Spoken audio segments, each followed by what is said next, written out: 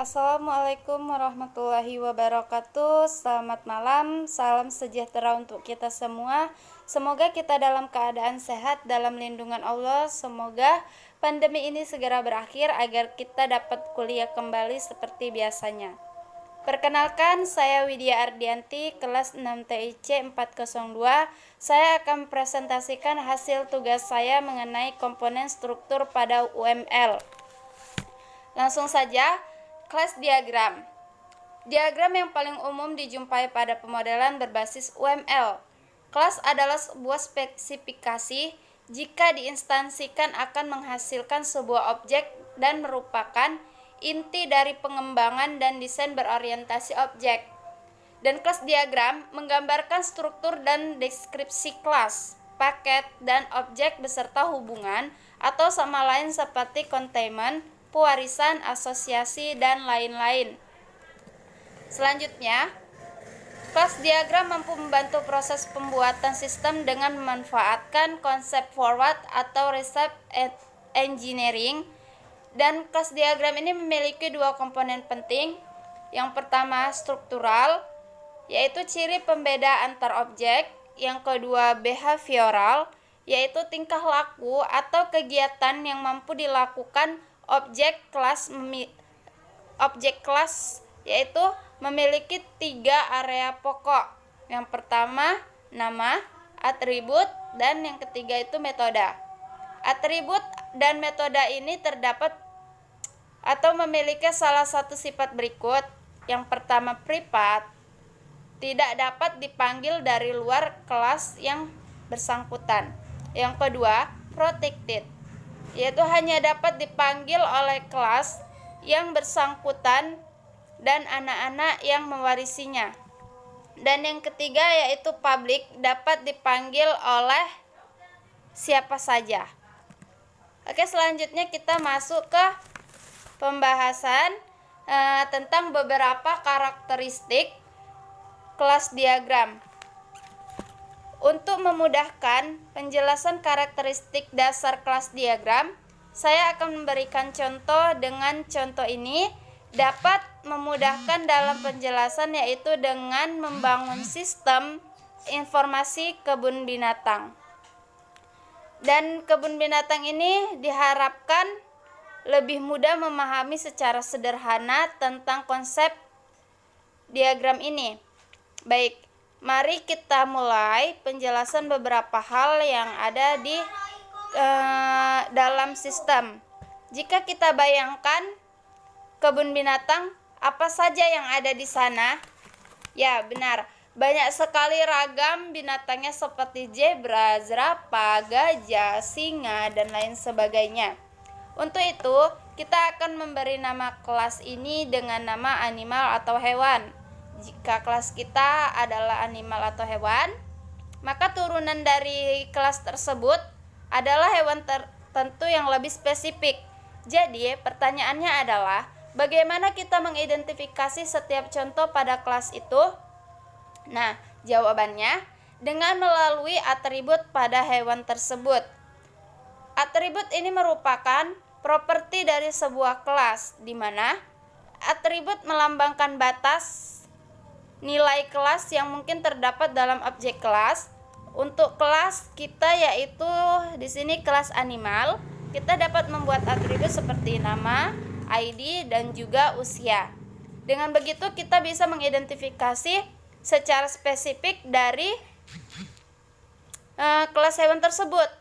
Jadi seperti ini, pemberian nama Aboba, nomor ID itu 207 dan usia 48 tahun. Dalam penulisan atribut di kelas diagram memiliki format khusus. Pertama, setiap kali kita menulis atribut diawali dengan menggunakan visibility. Apa itu visibility? Nah, visibility itu akan kita bahas nanti keterangannya lebih lanjut. Ini langsung saja, kemudian setelah visibility kita akan tulis namanya itu name. Kemudian penulisan name ini diawali dengan huruf kecil, kemudian Setelah visibility, name itu titik 2. Nah, setelah itu titik 2 baru tipe data.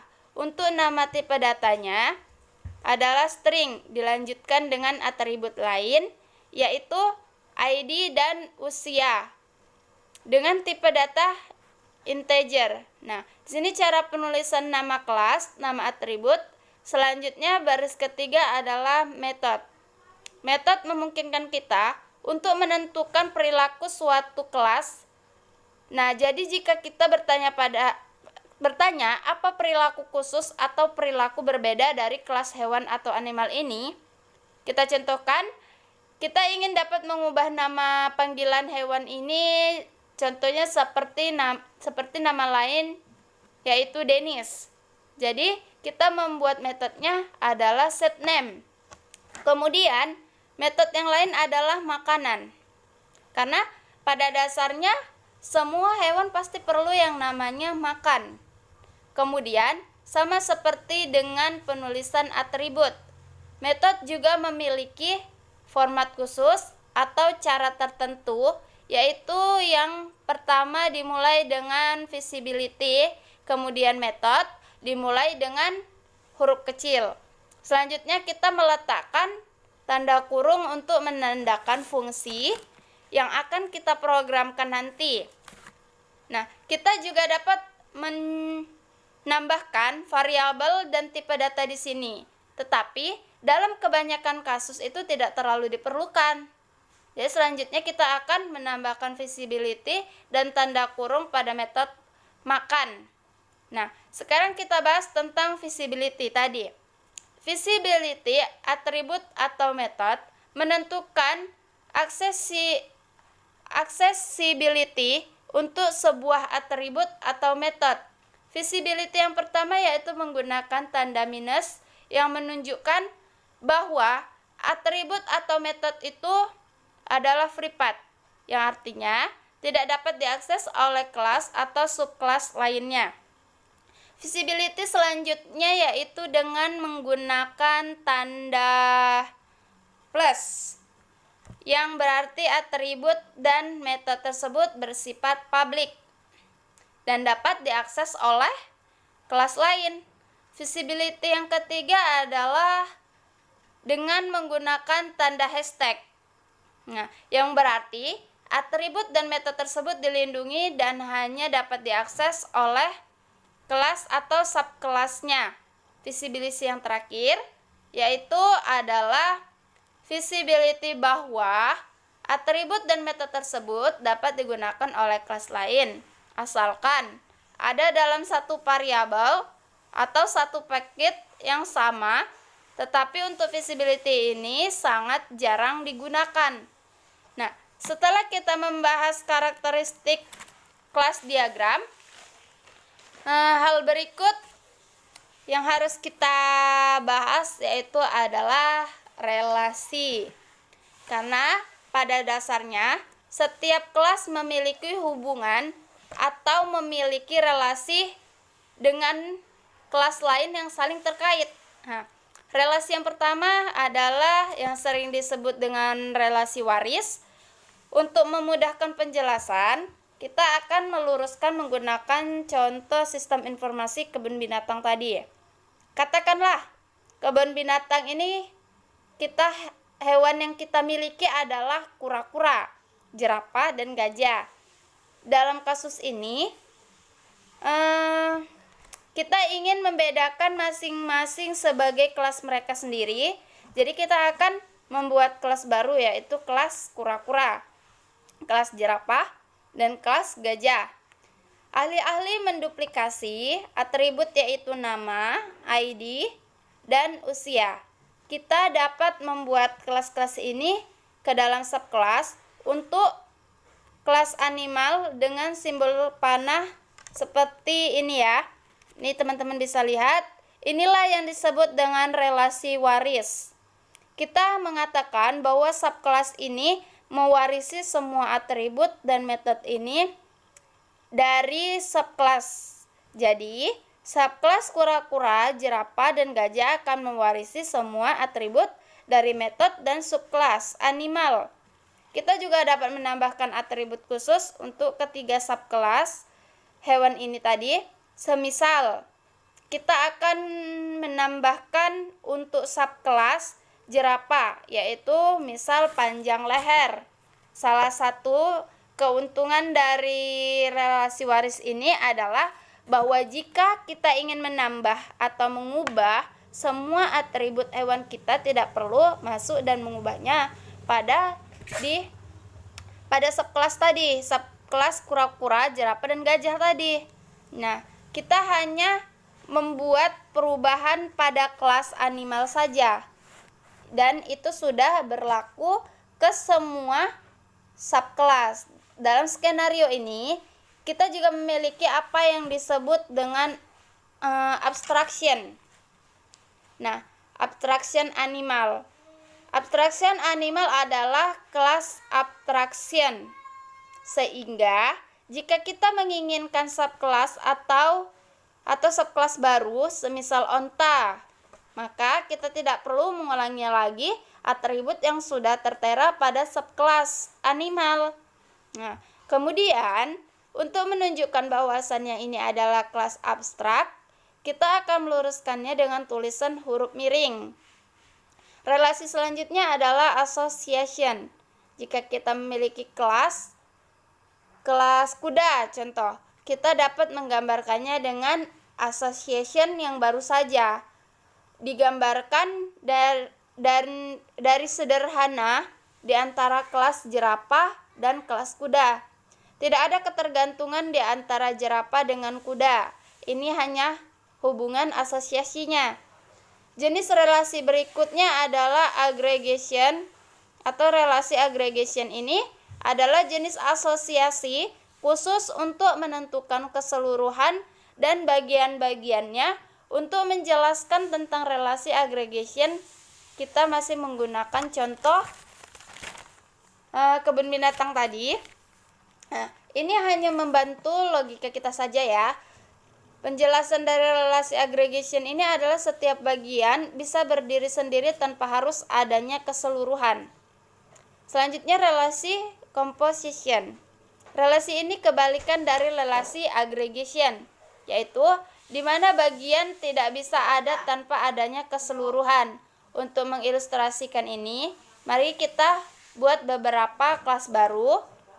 Katakan saja kita memiliki beberapa pusat penginapan yang berada di dekat kebun binatang, di mana beberapa pusat penginapan tersebut masing-masing memiliki lobi dan kamar mandi. Sekarang, jika salah satu dalam penginapan tersebut dihancurkan, maka lobi dan kamar mandi juga pasti akan hancur. Artinya, lobi dan kamar mandi tidak bisa ada tanpa adanya pusat penginapan.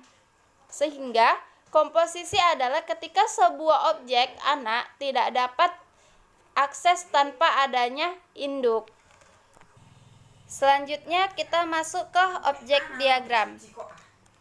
Objek diagram merupakan sebuah gambaran tentang objek-objek di dalam sistem pada satu titik waktu. Jadi kita lihat di sini gambarannya dari objek di dalam sistem.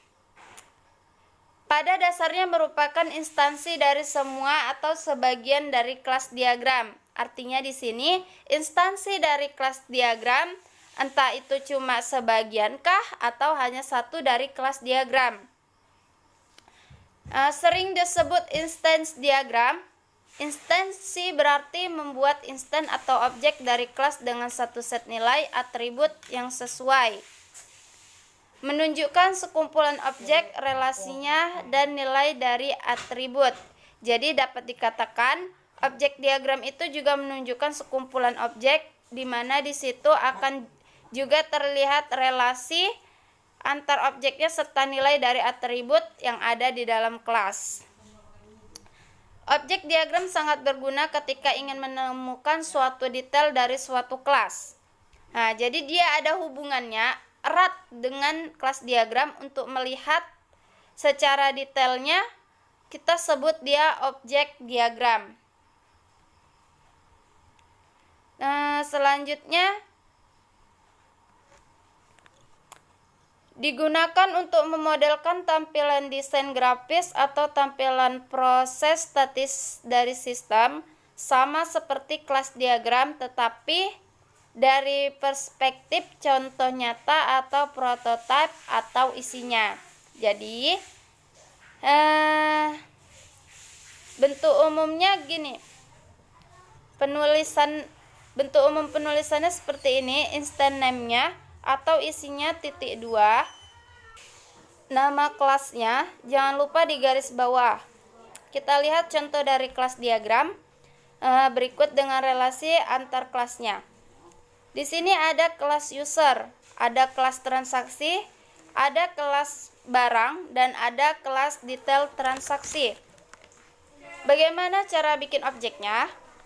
Ya, selanjutnya kita masukkan aja instan dari kelas diagramnya. Tapi sebelumnya, supaya lebih jelas kita bikin dulu tabelnya. Nah, untuk kelas user maka ada tabel user. Jadi untuk kelas user ada kode user, nama user, password, ada hak akses untuk atribut dari kelas user. Di sini tabelnya untuk kolomnya itu ada kode user, nama user, password, dan hak akses. Nah, sekarang kita masuk ke instannya atau isinya. Untuk kode user isinya ada DAM, namanya Dinda Ayu Mutia. Passwordnya A1, D2, M3, hak aksesnya itu admin. Ini contohnya saja ya untuk satu kelas. Jadi bisa dikatakan objek diagram itu bisa instansi atau instan dari sebagian atau seluruh isi daripada kelas tersebut. Lanjut kita ke tabel barang atau kelas barang. Di kelas barang ada atribut kode barang, nama barang, harga barang, dan stok. Begitu juga di tabel barang pada field kode barang. Field nama barang, field harga barang, dan ada juga field stok. Sekarang kita masuk ke dalam prototipenya atau instansnya. Ini ada untuk kode barang, ini ada record BRI 001, komputer, dan 500.000, dan stoknya 3, dan 25.000 harga barang, 25.000 stoknya 4. Sekarang kita masuk ke kelas transaksi. Untuk kelas transaksi, di sini ada atribut notrans, tanggal, dan total. Nah, untuk tabel transaksi si atribut ini jadi file notrans, tanggal, dan total. Untuk instansinya, instannya atau isinya ada TR015 pada notransnya. Untuk tanggalnya 2014 bulan 5 tanggal 11 dan totalnya 200.000. Begitu juga untuk kelas detail transaksi. Di sini ada atribut ID, nomor trans, kode barang, harga, quantity, dan subtotal. Nah, atribut ini kita jadikan field pada tabel detail transaksi. Setelah kita jadikan field baru, kita isi instannya apa saja. Mudahnya itu, kita buat kelas diagramnya dulu, baru kita uraikan kelas-kelasnya dalam tabel, dan tabelnya itu kita isi dengan data baru. Kita masuk ke objeknya. Untuk penggambaran dari objek diagramnya, yang ditulis adalah isinya atau instansnya. Sehingga didapatkan seperti ini. Untuk kelas user, nama usernya DAM, kode usernya DAM, dan usernya Dinda Ayu Mutia, passwordnya A1D2M3, hak aksesnya admin. Ini baru satu record ya, yang saling berelasi dengan tabel user. Datanya harus berelasi, jadi bukan berarti kita sembarang instan dimasukkan ke dalam kelas ini, tetapi ada relasi antar isinya ini. Jadi untuk objek diagram jauh lebih mudah bila kita sudah menggambarkan kelas diagram. Oke, masuk ke komponen diagram. Komponen diagram atau diagram komponen dibuat untuk menunjukkan organisasi dan ketergantungan di antara kumpulan komponen dalam sebuah sistem. Diagram komponen fokus pada komponen sistem yang dibutuhkan dan ada di dalam sistem. Diagram komponen juga dapat digunakan untuk memodelkan hal-hal berikut. Yang pertama, short kode program perangkat lunak, komponen executable yang dilepas ke user, basis data secara fisik, sistem yang harus beradaptasi dengan sistem lain, dan framework sistem. Framework pada perangkat lunak merupakan kerangka kerja yang dibuat untuk memudahkan pengembangan dan pemeliharaan aplikasi. Contohnya seperti Struct dari Apache yang menggunakan prinsip desain model, View Controller atau MVC, di mana short kode program dikelompokkan berdasarkan fungsinya.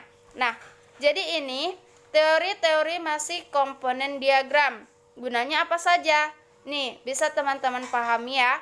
Kalian bisa lihat ini beberapa simbol-simbol standar yang biasa digunakan untuk membuat komponen diagram. Di sini yang pertama ada package. Package ini merupakan sebuah bungkusan dari satu atau lebih komponen. Yang kedua, komponen sistem. Yang ketiga, ketergantungan atau dependensi, keberuntungan antar komponen arah panah mengarah pada komponen yang dipakai. Ketergantungan atau dependensi ini sama kayak di kelas diagram, masih ada dependensi.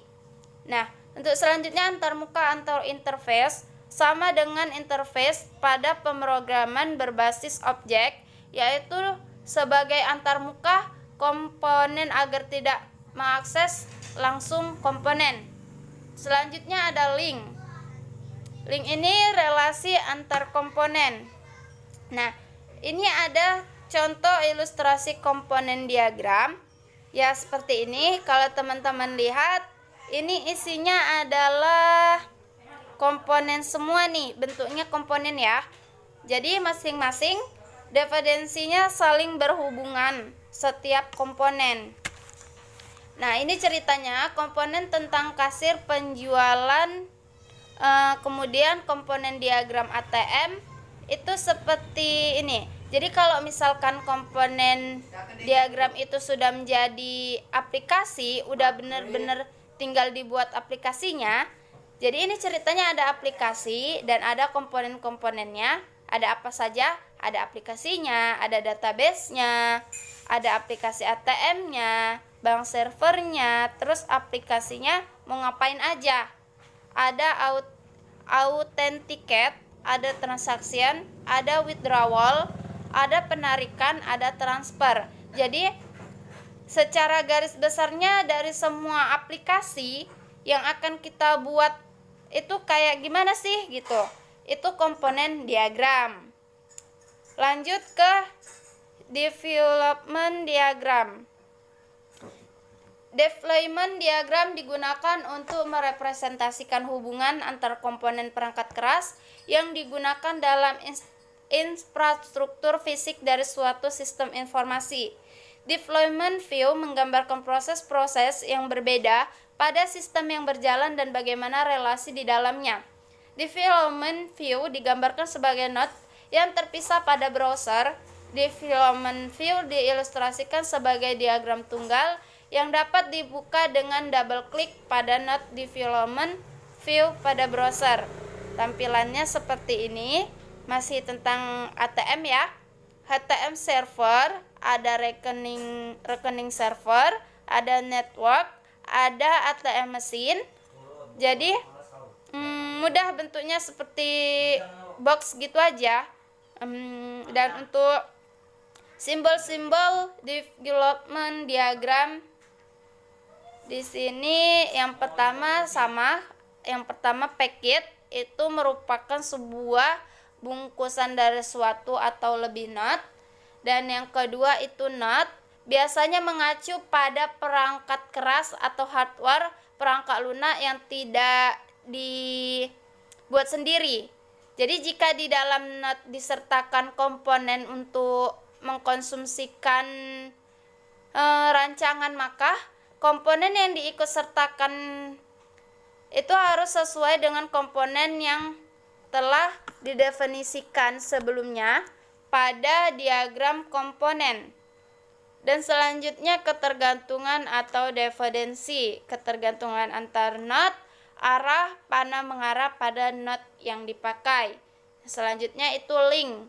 Link itu relasi antar objek.